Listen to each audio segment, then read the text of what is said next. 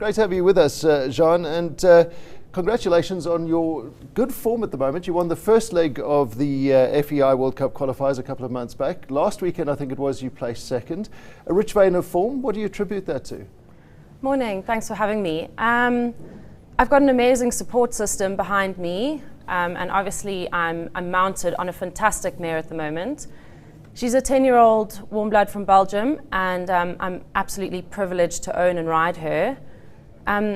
Yeah, it's a sport where anything can happen on the day. So between me and my horse, we communicated well, and we are communicating well. So I think that's our rich vein of form. I'd just like to say that the support system behind me is my parents, as well as my trainer, Dominique Alexander. Jan Stills keeps my horse in good shape, and I have a top groom. And then to my sponsors, Investec specifically, I'd like to thank them very much for being behind me, as well as Kloof Wine and Cape Town Equestrian. Sure. It's obviously important to have a good support network behind you. It's an individual sport as such. You're currently ranked third, I think it is, correct me if I'm wrong, in the FEI World Cup rankings at the moment. What's it going to take for you to qualify for the FEI World Cup, and how long is it still going to take as well?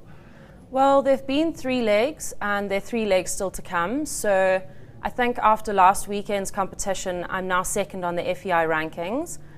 With a first and a second in the bag already, I'm in a good place going forward to the next 3 legs of the competition. But as the rankings stand at the moment, it's still there's much that can still change. So yeah, it works where there's 6 legs to compete in, and 4 of your scores are accumulated. So at the end of the 6 legs, all the riders can choose your 2 worst scores, which will be dropped, and obviously the rankings will then change accordingly. Last year you came second in the World Cup qualifiers. How do you fancy your chances this year? Yeah, like I said, I'm in a good place at the moment with a win and a second, but you can't tell. Yeah, it's not only your body and mind on the day, it's the body and mind of the horse as well. So I just have to hope that we keep our rich vein of form going, and hopefully we can do as well as we did last year, if not better. Now, something that a lot of people may think is more important than the World Cup is the fact that you're part of the Olympic team for 2016 in Rio. Now, that's obviously a massive thing, and at 22, a huge privilege for you. How are you going to go about preparing for that? It's still quite a way away. We're in 2013, 3 years to go. What do you do to prepare yourself for that?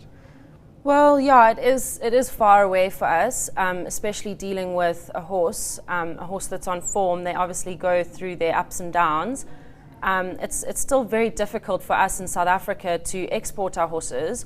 We have very strict quarantine rules of quarantining the horses in Mauritius for 90 days. So at the moment, it's very difficult. So I'm just going to keep doing what I'm doing in terms of preparation.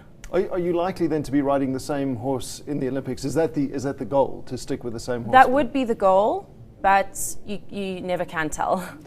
At 22, many might say that you're quite young to be going into the Olympics, particularly when you're going to be competing against veterans of the sport. I mean, a lot of people who maybe have a cursory knowledge of show jumping tend to see that it's a lot of older people on horses. Does that intimidate you, going up against some of the veterans of the sport?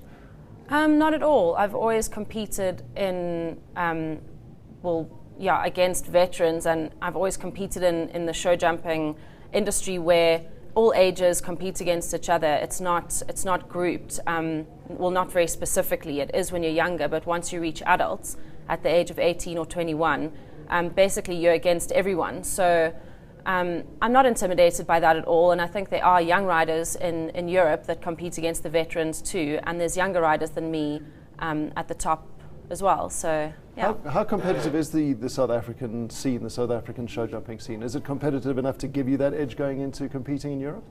I think it is. There's a much bigger sea of show jumpers in Europe, but you can do enough in South Africa. I think you just need some time in Europe before you go into one of the big competitions. Well, showjumper Jeanne Engela joining us to talk about the FEI World Cup qualifiers. News that moves. eNCA.com.